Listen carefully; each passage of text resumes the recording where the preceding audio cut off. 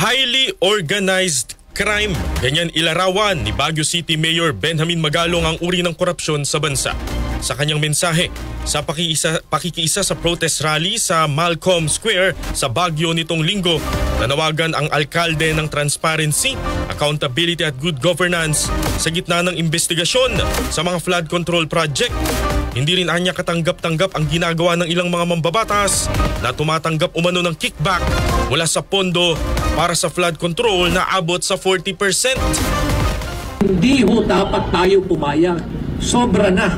Wala nang katapusan yung kanilang kasakiman. Kaya hindi ho dapat tayo huminto.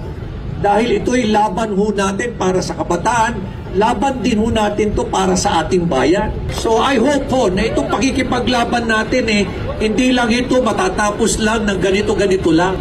I hope po na mai-translate po to sa isang sitwasyon na mamimili tayo ng leader.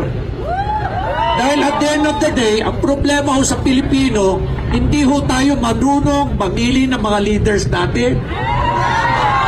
Pinakitaan lang ho tayo ng pera, nasisira na ho yung diskarte natin. Samantala, hindi naman dadalo sa pagdinig ng Senado para tumestigo sa maanumalyang flood control projects si Magalong. Ayon sa alkalde, mas mainam na humarap muna siya sa hearing ng Tri-Committee ng House of Representatives para patunayan ang hamon niya sa mga kongresista na kaya niyang patunayan ang kanyang mga aligasyon.